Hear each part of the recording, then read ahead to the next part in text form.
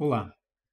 Agora que vocês já instalaram o Python pelo Anaconda, vamos criar o primeiro script e entender como funciona o processo de execução de um programa.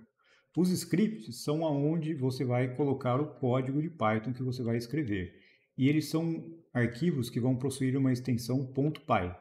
Existem várias formas de se programar no Python, com diferentes IDEs e softwares que podemos utilizar. Mas como nosso primeiro contato, é interessante a gente usar da forma mais simples possível. Por isso, vamos usar um editor de texto e o prompt de comando. Para um script ser executado, nós precisamos abrir o terminal, o prompt de comando, e dentro do mesmo caminho onde está o script e executar o comando Python, o nome do arquivo. Então vamos abrir aqui o prompt de comando.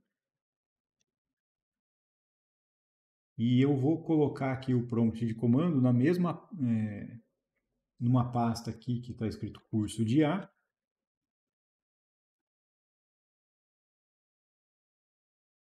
E agora nós vamos abrir um arquivo com o nosso script. Para simplificar, dessa vez eu vou abrir com o Notepad, com o bloco de notas, né, que é a forma mais simples de se escrever um texto, e não é indicado fazer programação com isso daqui, mas é só para vocês entenderem a ideia que simplesmente um editor de texto e o prompt de comando é suficiente para a gente escrever um código. Então eu vou fazer um programa aqui, vou colocar um print, vou colocar um hello curso de IA, deixa eu aumentar um pouquinho a fonte para ficar mais fácil de visualizar. Então aqui nós temos um programa, né? E eu vou colocar só alguma coisa só para fazer um contador aqui. Vou fazer uma contagem de 0 a 9.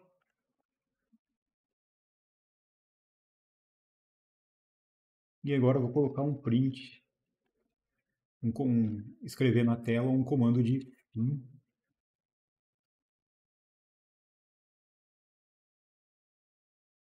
Programa. Isso aqui eu vou salvar o arquivo agora, vou salvar naquela pasta que eu mostrei para vocês. Então, não vou salvar como um arquivo de TXT, né? Então, um arquivo livre. E vou colocar posso dar o nome que eu quiser aqui, .py. É só interessante lembrar sempre de evitar colocar espaço, né? Ou começar com números arquivos, porque pode dar um problema com o Python. Então, eu salvei o arquivo, ele apareceu aqui. E agora no terminal, se a gente der um vir, a gente pode verificar que o arquivo está lá, meu programa.py. Então, para executar, né, esse é o padrão base de executar um script do Python. Eu vou colocar Python e o nome do meu arquivo aqui, que no caso o script é meu programa.py.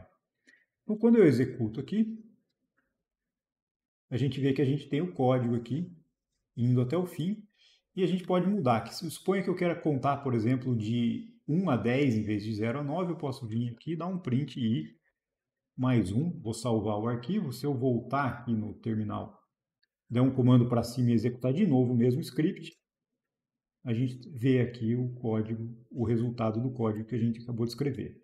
Então, como eu disse, eu fiz isso só para mostrar que a gente, na verdade, não precisa de nada mais. Se a gente conseguir escrever texto pelo terminal, a gente consegue executar o programa. É lógico que na prática a gente vai querer usar interfaces melhores do que um Notepad para poder ter cores automáticas em cada tipo de coisa que está no nosso código, que isso chama syntax highlight, né? A gente tem também completamento de código automático, sugestão, verificação de uma série de coisas que pode ajudar num editor de texto de programação. Tá? Então existem vários aqui que podem ser usados, isso aí também fica a gosto do usuário escolher, mas os principais assim, editores de texto que eu posso citar aqui são o Sublime Text, o Atom e o Visual Code. Sendo que o Visual Code é o mais recente ali, é o que tem mais uso, então tem muita funcionalidade sendo implementada nele, por isso eu recomendo, se você estiver começando, usar o Visual Code. Outra possibilidade é usar ambientes de desenvolvimento integrado, que são as conhecidas IDEs, né?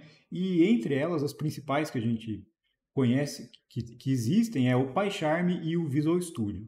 Porém, se você está iniciando, eu particularmente não recomendo que você entre por esse caminho, porque como ele é um ambiente fechado e ele faz muita coisa nos bastidores para você, ele acaba abstraindo algumas coisas do desenvolvimento que podem ser úteis para você conhecer quando está iniciando. Por isso, o PyCharm e o Visual Studio, na minha opinião, não são recomendados para pessoas que estão começando, e também ele faz um ambiente muito carregado algumas vezes, e eu acho que acaba sendo um pouco ruim para fazer testes pontuais, assim, que são coisas que acontecem muito no aprendizado de máquina. Então, a minha recomendação, de novo, para quem está começando, é usar o VS Code com o terminal e de forma paralela.